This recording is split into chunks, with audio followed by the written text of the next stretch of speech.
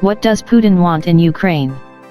After months of military buildup and brinkmanship on its border with Ukraine, Russia invaded its ex-Soviet neighbor with a multi-pronged attack, threatening to destabilize Europe and draw in the United States. A whirlwind of diplomatic efforts to stave off a Russian invasion in recent weeks failed to defuse tensions that had mounted over months. Russia had been tightening its military grip around Ukraine since last year, amassing tens of thousands of soldiers, as well as equipment and artillery, on the country's doorstep. The escalation in the years-long conflict between Russia and Ukraine has triggered the greatest security crisis in Europe since the Cold War.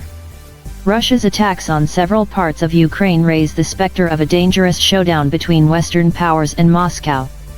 Several areas across Ukraine came under attack on Thursday morning after Russian President Vladimir Putin declared the start of a special military operation and warned of bloodshed unless Ukrainian forces lay down their arms. The move came after months of speculation about what Moscow's intentions were with the troops it had massed on the Ukrainian border. More than 150,000 Russian troops encircled the country on three sides, like a sickle, according to estimates from US and Ukrainian intelligence officials. Some of those forces began pouring across the border, crossing into Ukraine from the north in Belarus and to the south from Crimea, according to the Ukrainian State Border Service. Elsewhere, explosions rang out in multiple cities, including the capital Kyiv. The coordinated assault came days after Putin announced that Moscow would officially recognize the self-declared Donetsk and Luhansk People's Republics, DNR and LNR, in eastern Ukraine's Donbas region, ordering the deployment of Russian troops there in what was widely believed to be the opening salvo to a broader military confrontation. The territory recognized by Putin extended beyond the areas controlled by pro-Russian separatists, raising red flags about Russia's intended creep into Ukraine. Russia repeatedly denied it was planning an assault, but an escalation in shelling in eastern Ukraine heightened fears that it could be stoking the violence to justify a wider conflict.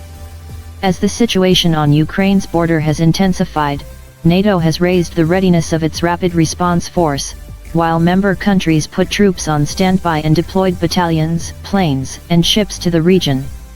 The US ordered 3,000 additional soldiers to be deployed to Poland, bringing the total number of reinforcements sent to Europe in recent weeks to about 5,000.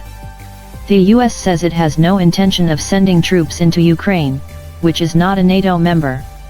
On Thursday, NATO's Secretary General, Jens Stoltenberg condemned the Russian attack as a grave breach of international law, and a serious threat to Euro-Atlantic security.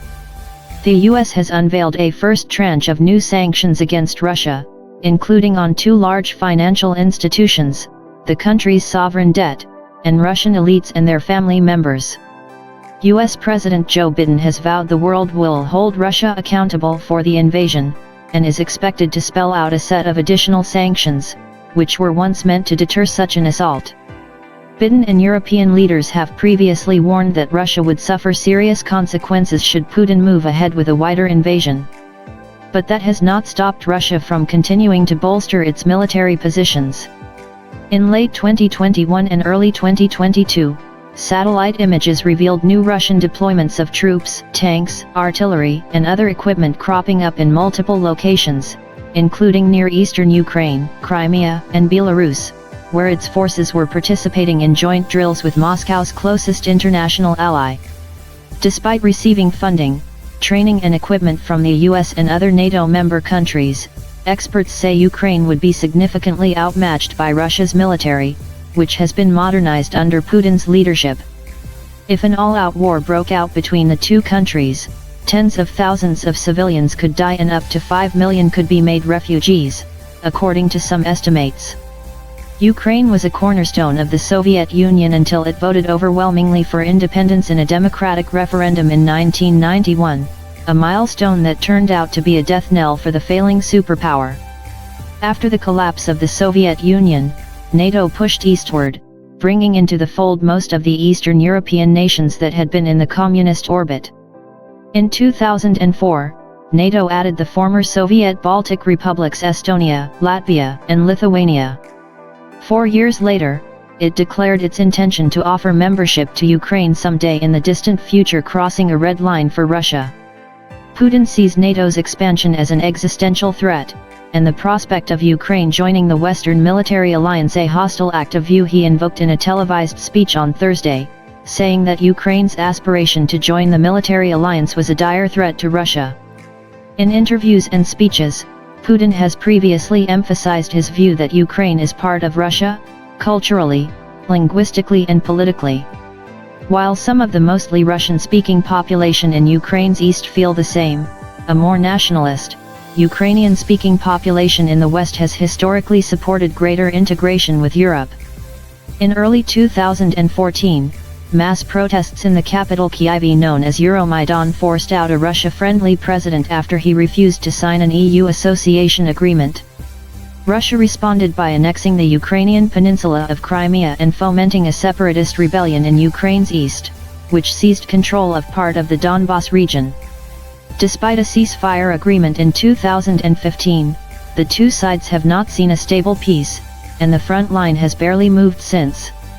Nearly 14,000 people have died in the conflict, and there are 1.5 million people internally displaced in Ukraine, according to the Ukrainian government.